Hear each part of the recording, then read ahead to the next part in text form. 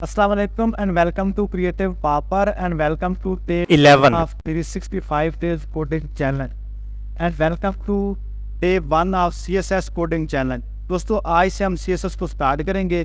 CSS क्या है, इसे हम क्यों इस्तेमाल करते हैं और इसे हम किस तरह से इस्तेमाल कर सकते हैं। CSS एक स्टाइल एंड कोडिंग लैंग्वेज है जिसे हम इस्तेमाल करते हैं वेब पेजेस को स्टाइल करने के लिए। आप कोई भी वेबसाइट देखते हो उसके अंदर कलर्स लगे हैं, इमेज स्टाइल है या इसके अलावा कोई भी आप ऐसी आई कैची चीज़ देखते हो जिसको आपको लगता है कि इसके अंदर कुछ ना कुछ स्टाइल है, तो वो CSS की मदद से ही है।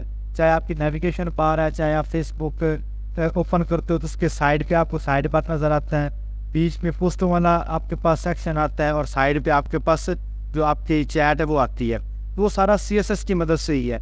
HTML जस्ट उस टेक्स्ट को डिस्प्ले करवाना है। अब उस टेक्स्ट को स्टाइल करने के लिए, कलर देने के लिए या कोई शेप देने के लिए हम CSS का इस्तेमाल करते हैं। तो हम CSS को सबसे पहले देखेंगे कि हम CSS को HTML पेज के अंदर कितनी तरह से लिख सकते हैं।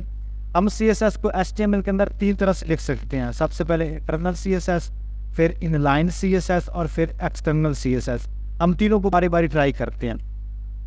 तो इसके लिए आपके पास कोई ना कोई एक वेब पेज होना चाहिए। जिस तरह से प्रीवियस वीडियोस के अंदर आप बता रहे हैं HTML की फाइल, मैंने एक HTML की फाइल ली, बिल्कुल लिखी और इसके अंदर कोई मैंने एक लाइन पे कोड ऐड नहीं की। अब इसके अंदर सिंपली हम पहले HTML का बेसिक स्ट्रक्चर लिखेंगे HTML5 और इसको हम टाइटल दे देंगे Day 1 CSS। Day 1 CSS, इसको सेव किया, इसको रीलोड करेंगे, इसका टाइटल चेंज हो गया। अब इसके अंदर हम कोई भी एलिमेंट लगाते हैं, चाहे हम div लगा लेते हैं या इसके अलावा आप H1 लगाना चाहो, कुछ भी लगाना चाहो। अब इसके अंदर मैं 1 2 यानी 12 प्रिंट करवाता हूँ, रीलोड किया तो मेरे पास 12 प्रिंट हो रहा है। अब इसको स्टाइल करना है, तो स्टाइल करने के लिए मेरे पास 3 तरीके हैं। सबसे पहला तरीका जो सबसे बेसिक और सिंपल है वो है इनलाइन। इनलाइन का मतलब है एक ही लाइन के अंदर जहाँ पे आपने टैग लगाया ना, उसी के अंदर आपने स्टाइल को डिफाइन कर दे। इसे हम किस तरह से लिखेंगे, यहाँ पे हम थोड़ी सी स्पेस ऐड करेंगे, फिर हम यहाँ पे सिंपली लिखेंगे स्टाइल।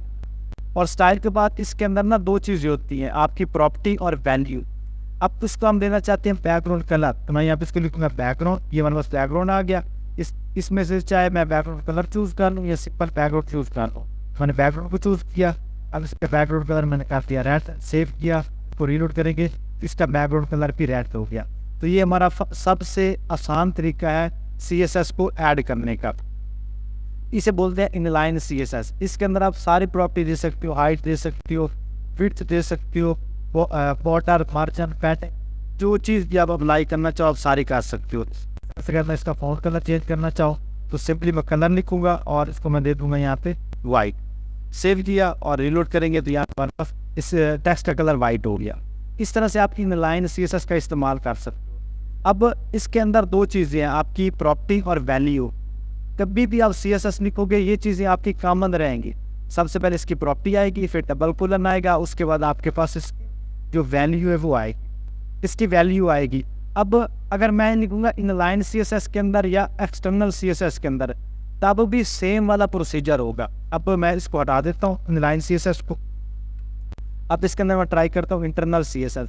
इंटरनल CSS के लिए आपने इसके हैड टैग में जाना है, जहाँ पे हैड टैग एंड हो रहा है उसके ऊपर आप स्टाइल वाला टैग लगाना है। जिस तरह से आप नॉर्मल HTML के टैग लगाते हैं, सेम उसी तरह से आप स्टाइल वाला टैग लगाओ। मैंने स्टाइल का टैग लगाया, इसको क्लोज किया।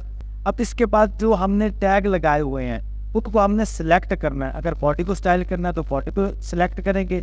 अगर इसके अलावा H1 है, H2 है या कोई भी आपके पास टैग है उसको आपने स्टाइल करना है, तो स्टाइल करने के लिए इसको आप सिलेक्ट करोगे। अब मिसाल के तौर पर मुझे बॉडी का बैकग्राउंड कलर चेंज करना है तो मैं बॉडी को सिलेक्ट करूंगा। सिलेक्ट करने का तरीका बिल्कुल सिंपल है। जिस टैग को आप सिलेक्ट कर रहे हो उस टैग का आप यहाँ पे नाम लिखोगे। नाम लिखने के बाद आप करली ब्रैकेट्स ऐड कर लो। करली ब्रैकेट्स ऐड की। अब इसके बाद चाहे आप इंटर दबा के इसको मतलब सेपरेट कर दो लाइन से। अगर इस तरह से नहीं करना चाहते तो आप एक लाइन के अंदर ही लिख सकते हैं, लेकिन मैं इसको सेपरेट करूँगा ताकि मेरा कोड अच्छा नज़र आए। अब यहाँ पे इसका मैं बैकग्राउंड कलर लिखूंगा और इसको मैं कर देता हूँ ब्लैक। ब्लैक का कोड लिखा, सेव करेंगे, रीलोड करेंगे, मेरी बॉडी का कलर जो है वो ब्लैक हो जाएगा। अब इसे बोलते हैं इंटरनल CSS। इसमें आप अपने वेब पेज के अंदर रहते हुए ही आप इनलाइन CSS का इस्तेमाल नहीं करते, लेकिन हैड टैग के अंदर स्टाइल का टैग लगा के आप एलिमेंट्स को स्टाइल कर लेते हो। इसे बोलते हैं इनलाइन CSS। सेम इस तरह से हम यहाँ पे सर इसे बोलते हैं इंटरनल CSS। अब इसके अंदर हम अगेन डिव को सिलेक्ट कर सकते हैं। अब डिव को भी हम यहाँ पे अगेन बैकग्राउंड कलर रेड लगा सकते हैं और इसका जो फॉन्ट कलर है वो हम चेंज कर सकते हैं। यहाँ पे इसका फॉन्ट कलर भी हमने चेंज कर दिया वाइट, सेव किया, रिलोड किया। इस तरह से हमने इंटरनल CSS भी इस्तेमाल कर ली। अब ये दोनों आपके कॉमन यूजेस हैं, लेकिन अब चूँकि हमारी वेबसाइट्स होती हैं बड़ी स्टाइलिंग ज़्यादा होती है, या इसके अलावा जो स्टैंडर्ड मेथड है वो हमने इस्तेमाल करना है, उसके लिए हम यूज़ करते हैं एक्सटर्नल CSS का। अब एक्सटर्नल CSS हमने किस तरह से लगानी है, इसके लिए मैं इसको हटा देता हूँ और इस फोल्डर स्ट्रक्चर के अंदर, मतलब जहाँ पे आपका HTML की फाइल पड़ी हुई है ना, इसी के अंदर आप एक फ़ोल्डर क्रिएट करना चाहो फ़ोल्डर क्रिएट कर सकते हो, एक फ़ाइल क्रिएट करना चाहो फाइल क्रिएट कर सकते हो। अमूमन हम फ़ोल्डर क्रिएट करते हैं जब हमारे पास पूरी वेबसाइट को डिज़ाइन करना होता है, क्योंकि वेबसाइट के अंदर हमारे मल्टीपल पेजेस होते हैं। तो मल्टीपल पेजेस को स्टाइल करने के लिए हम एक CSS की फ़ाइल यूज़ नहीं करते, उसके लिए हम मल्टीपल CSS की फ़ाइल भी इस्तेमाल करते हैं। उनको आप अलग से CSS का फ़ोल्डर बना के और CSS की फ़ाइल वहाँ पर रख देते हैं। अब यहाँ पे फ़ोल्डर बनाऊँगा CSS और या इसको आप स्टाइल नाम भी दे सकते हो। CSS के अंदर मैं एक न्यू फाइल क्रिएट करूँगा, इसको मैं नाम दूँगा style.css। आप इसको कोई भी नाम दे सकते हो। अब इसके अंदर मैं यहाँ पे बॉडी को सिलेक्ट करूँगा। अब इसकी सिलेक्शन सेम वैसे ही है जैसे आप इंटरनल CSS के अंदर एलिमेंट्स को सिलेक्ट करते हैं, सेम उसी तरह से आपने यहाँ पे सिलेक्ट करना है। बॉडी को सिलेक्ट किया, बॉडी टैग लिखा, मतलब टैग का नाम लिखा, फिर करली ब्रैकेट्स के बाद इसके अंदर मैं प्रॉपर्टी और वैल्यू दूंगा। अब यहाँ पे इसका बैकग्राउंड करता हूँ ग्रीन किया और अब इसको सेव करके यहाँ पे रीलोड करेंगे तो हमें कोई रिजल्ट नहीं मिलेगा। क्यों नहीं मिलेगा? क्योंकि हमने स्टाइल की फाइल क्रिएट तो की है, लेकिन हमारे वेब पेज को तो नहीं पता कि स्टाइल की फाइल कहाँ पे पड़ी हुई है। तो हमने इन दोनों को लिंक करना है ताकि स्टाइल HTML फाइल और CSS फाइल आपस में लिंक हो।